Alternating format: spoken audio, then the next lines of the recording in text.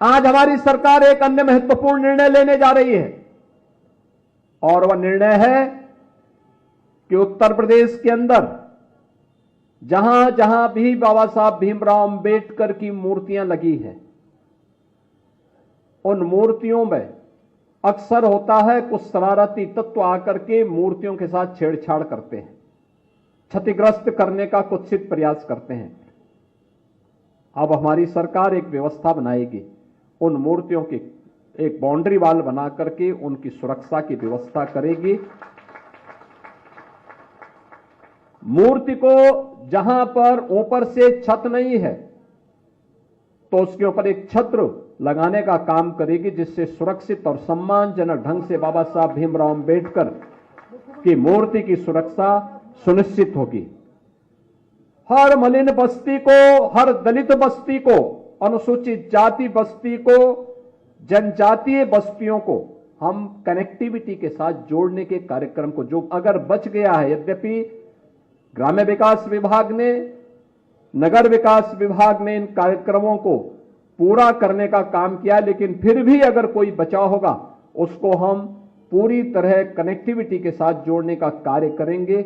इस विश्वास के साथ मैं आज एक बार फिर से बाबा साहब भीमराव अंबेडकर की इस महापरिनिर्वाण दिवस के अवसर पर उनकी स्मृति को नमन करता हूं। प्रदेश सरकार और प्रदेश के 25 करोड़ जनता जनार्दन की ओर से उन्हें विनम्र श्रद्धांजलि अर्पित करता हूं। प्रधानमंत्री मोदी जी के नेतृत्व में नया भारत अपने महापुरुषों पर गौरव की अनुभूति करता है, उन्हें सम्मान देता है।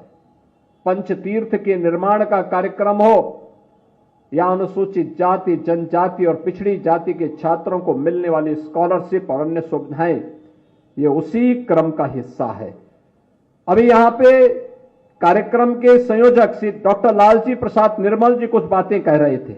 उनके द्वारा कहा जा रहा था कि जो चतुर्थ श्रेणी के कर्मचारी हैं या संविदा के कर्मचारी हैं, सफाई कर्मचारी हैं, उनको उचित मानदेय मिले। हमारी सरकार ने तय कर लिया है, हमारी सरकार ने तय कर लिया। उसके लिए हमने एक कारपोरेशन का गठन भी कर लिया है और मुझे लगता है कि अगले 1-2 महीनों के अंदर ही यह सुनिश्चित हो जाएगा कि हर चतुर्थ श्रेणी के कर्मचारी को, हर सफाई कर्मचारी को, हर संविदा के कर्मचारी को न्यूनतम मानदेय देने की गारंटी सरकार उसको उपलब्ध करवा देगी।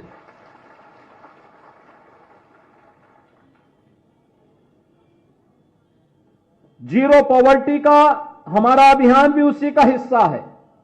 अभी भी जो वंचित है, जो सुविधा का लाभ नहीं प्राप्त कर पाया है, अनुसूचित जाति, जनजाति, अति पिछड़ी जाति के गरीबों की, उन सभी तबकों को चिन्हित करने का कार्य हमारा लगभग फाइनल हो चुका है।